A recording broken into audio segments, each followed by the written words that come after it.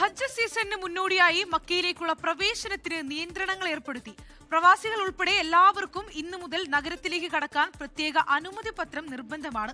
ഹജ്ജ് തീർത്ഥാടകർക്കും ഹജ്ജ് വേളയിൽ മക്കയിൽ ജോലി ചെയ്യാൻ അനുമതി പത്രമുള്ളവർക്കും മക്കയിലെ താമസരേഖ ഉള്ളവർക്കും മാത്രമാണ് അനുമതി നൽകുക.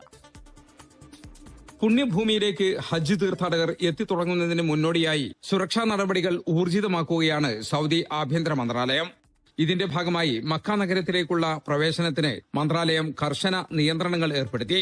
ഷവ്വാൽ 25 ഇന്നു മുതൽ മക്കയിലേക്ക് പ്രവേശിക്കാൻ പ്രവാസികൾക്ക് ഔദ്യോഗിക പെർമിറ്റ് അത്യാവശ്യമാണ്. മക്കയിലെ താമസരേഖയുള്ളവർക്കും ഹജ്ജ് പെർമിറ്റ് ഉള്ളവർക്കും പുണ്യസ്ഥലങ്ങളിൽ ജോലി ചെയ്യുന്നതിനുള്ള വർക്ക് പെർമിറ്റ് ഉള്ളവർക്കും മാത്രമാണ് പ്രവേശനം നൽകുക. കൂടാതെ ഉംറ വിസയിലുള്ളവർ ഏപ്രിൽ 18 അഥവാ ദുൽഖഅദ് 1 സൗദിയിൽ നിന്ന് മടങ്ങണമെന്ന് മന്ത്രാലയം കർശന നിർദ്ദേശം നൽകി. ഏപ്രിൽ 18 മുതൽ മെയ് 31 വരെ നുസുക്ക് ആപ്പ് വഴിയുള്ള ഉംറ പെർമിറ്റുകൾ നൽകുന്നത് നിർത്തിവച്ചിരിക്കുകയാണ്. ഈ കാലയളവിൽ ഹജ്ജ് വിസയുള്ളവർക്ക് മാത്രമായിരിക്കും മക്കയിൽ താമസിക്കാനും ഉംറ നിർവഹിക്കാനും അനുവാദമുണ്ടാവുക. ഹജ്ജ് പ്രവർത്തനങ്ങളുമായി ബന്ധപ്പെട്ട് മക്കയിൽ ജോലി ചെയ്യുന്നവർക്ക് അബ്ശിർ മുഖൈം പോർട്ടലുകൾ വഴി ഓൺലൈനായി പെർമിറ്റുകൾക്ക് അപേക്ഷിക്കാം. നിയമങ്ങൾ ലംഘിക്കുന്നവർക്കെതിരെ നാടുകടത്തൽ ഉൾപ്പെടെയുള്ള കർശനമായ ശിക്ഷാ നടപടികൾ ഉണ്ടാകുമെന്നും സൗദി ആഭ്യന്തര മന്ത്രാലയം മുന്നറിയിപ്പ് നൽകി. ജലീൽ കണ്ണമംഗലം, 24 ജിദ്ദ.